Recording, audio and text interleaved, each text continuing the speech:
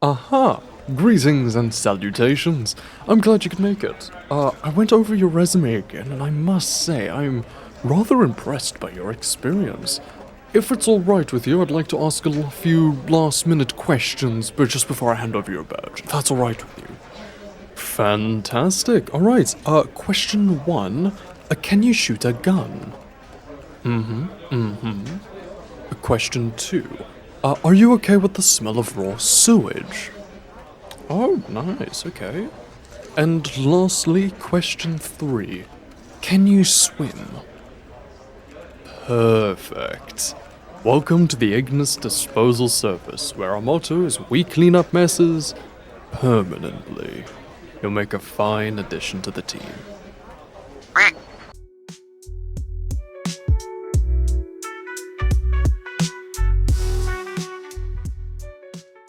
Greetings and salutations, my name is Ignis, and today I played Maneater once again.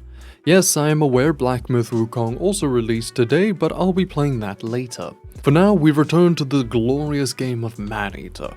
For those who don't know, Maneater is an action role-playing game where you play as a bloodthirsty shark, eating anything and everything in its path to grow in size and power, until one day you can become the ultimate apex predator of the deep blue. We carry on our story from last time, where we met Scaly Pete, were thrown into the Bayou to fend for ourselves. We grew up and became a teen shark ruling over this swampy mess, before stretching our fins into Dead Horse Lake where new challenges await us. If you enjoy the content, please leave a like. If this isn't the first video of mine you've seen, consider subscribing for more. And with that, I hope you enjoyed today's video. We begin our expedition at Dead Horse Lake, where our vision is murky, the atmosphere is gloomy, and the wildlife is downright homicidal. And I haven't even started on what's in the water yet. Our first meal of the day will be 10 groupers. Should be an easy enough meal. Oh, how wrong I am. Dead Horse Lake is more than just a body of water. It's a place that seems to embody danger, where every move feels like a calculated risk, and I failed maths literacy. It's a place where only the strongest survive. You enter thinking it's just another body of water, but soon enough you'll be knee-deep in an alligator's bad day. It's not a lake, it's a proving grounds, and for me, it's Tuesday. But it appears that the groupers had hired their own bodyguards, a couple of alligators and a barracuda who clearly missed the memo that they're in the wrong Disney movie. The fight that follows is best described as a bad episode of Shark Week meets Gladiator. But what after felt like an incredibly long time, I emerged victorious, and I was rewarded with what, you may ask, not 1, but 2 supply caches. Feeling pumped from my last battle, I decided it was time for a little side quest. You know, something a little light, like collecting the license plates around. Now, whoever thought that hanging these just out of reach was a good idea clearly never tried grabbing one with a shark's mouth. After fruitlessly chomping at the air, I decided to throw in the towel. This plate was getting the better of me, and I wasn't about to let a little piece of metal take away my dignity. But no worries, I will be back for this plate just as soon as I grow a bit bigger or invent shark stilts, whichever comes first. But then, as if summoned by some primal instinct, I remembered an old grudge. A certain alligator who dared to escape from my jaws the last time we met. I think it's about time we had a bit of a rematch.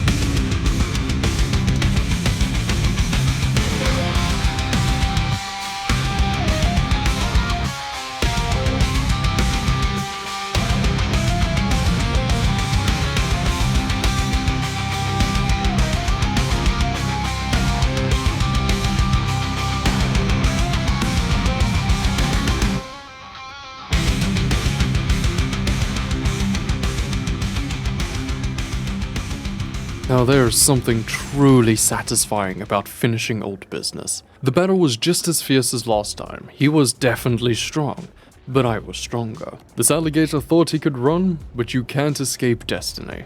Especially when that destiny is a very angry shark with a score to settle. Now with the local wildlife firmly underneath my fin, I felt an itch. An itch I hadn't felt in a long time. An itch for something different, something more, something new, something human. So off I swam back to Dead Horse Lake all the way to Flamingo Joe's, a charming little lakeside bar with a jet ski rental. Rather quaint, just the perfect place for a summer getaway. That is, unless you're a bloodthirsty shark with a penchant for tender human flesh. That fresh, beautiful, succulent meat conveniently all placed in one location. It was like a golden corral buffet and I was the only customer. Now, I didn't have to imagine the surprises on the beachgoers' faces as soon as they saw a shark barreling towards them like a Kool-Aid man through a brick wall. They thought they were going to have a relaxing day on the water, maybe catch some sun and enjoy a margarita or two. Instead, they ended up being my main course. If there's one thing that Flamingo Joe's got right, it's location, location, location. Right next to the water, easy access to human snacks, and just the right amount of decor to make it feel like you're on a real vacation. But as with all great meals, there was a slight hiccup.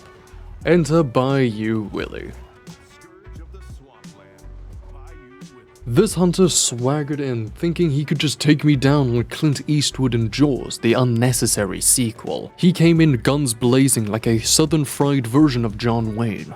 I half expected him to start spouting off lines like, "You're feeling lucky, shark?" But after a few nibbles on his leg and a pathetic underwater battle, Bayou Willie was reduced to nothing more than a mid-morning snack. Sorry, Willie, but there's only one Bayou legend here, and that's me. With that out of the way, next on the menu, some hippies. Now, before you judge, let me explain. These weren't just hippies. These were the kind who stranded themselves on an island with nothing more than some giggle bush and a questionable understanding of survival tactics. I mean, seriously, who does that? What kind of person thinks, hey, let's go chill on a deserted island in the middle of shark-infested waters? I mean, I guess it's the same kind of person who thinks patchouli oil is a substitute for deodorant, but I digress. After my impromptu island feast, I decided to explore the local sewer system, and wouldn't you know it, I stumbled upon the Dixie Mafia Disposal Service Crew. That's a mouthful. A group of 5 heavily armed men who clearly thought they were starring in their own version of The Godfather. You know, I've always wondered what kind of person takes on a job that involves hanging out near the sewers all day. Then again, I'm a shark who literally eats people for a living, so I guess I'm not one to judge. But these guys were something else. I can only imagine the job interview with something like that in the intro. Unfortunately for them, the only thing that's gonna get cleaned up is their corpses. Now, jokes aside, that battle was not an easy one. 5 men all armed to the teeth, though not literally, that's my job. It was a very dangerous dance of bullets, teeth, and a whole lot of near-death experiences.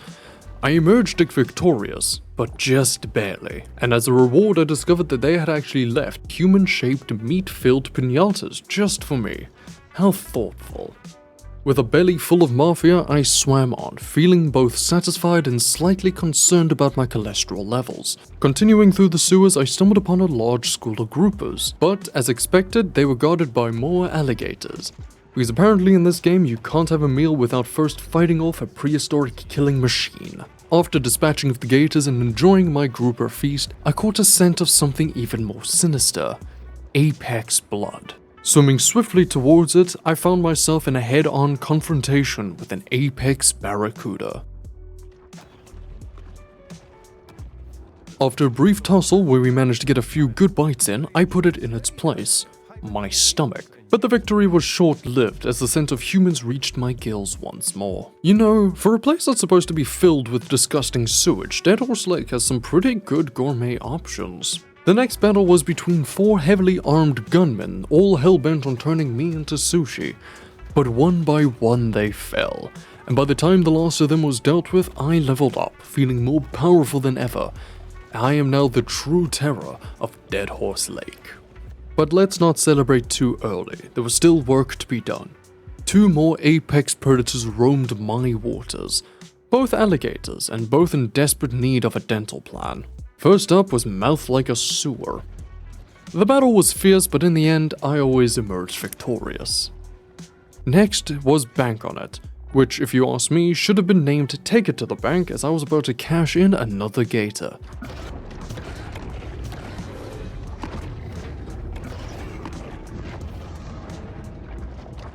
With them dealt with and eaten, the waters were that much safer. For me, that is. But of course, the humans couldn't just let me have my moment. Instead of being grateful for my service in pest control and human overpopulation, they instead decided to put a hunting warrant on my head. The battle that followed was grueling and filled with even more bullets than a Rambo movie.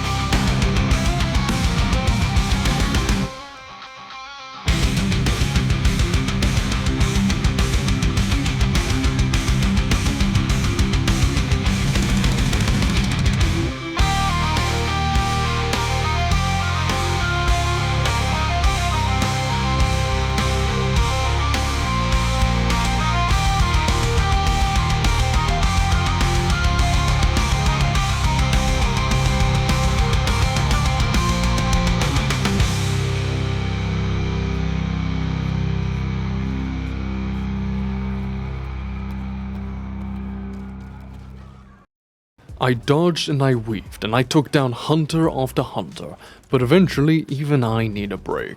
Weary and tired, I finally managed to escape back to the grotto, where I could rest and reflect on the carnage I just caused. As I settled into my grotto, I was reminded of my newfound age. I had just reached level 10, and I was now an adult shark, one stage closer to becoming the true apex predators of the water, a true megalodon. And with my new bioelectric teeth, I was ready to take on whatever challenges lay before me. But before I head back into the unknown, I decided to pay a little visit to an old friend, Scaly Pete. Back on board the Cajun Queen. That's Kyle, my son. He's just here for the summer. Studies marine biology. Look at that. I got one hand can still tie a hook. You got two can barely tie his shoes. Must get that from his mama. Yeah. He used to help my daddy around. Spent a lot of time together. But we wasn't close. He was a shark hunter. That's all he was. If anybody were gonna catch the mega, it'd be him. Thought it was a government experiment, got himself loose. Boy, he wanted that shark. Wanted it bad. Found it once. Didn't catch it, no. What happened to your father? Huh? What happened? Look, I ain't got time to answer questions all day. Got work to do.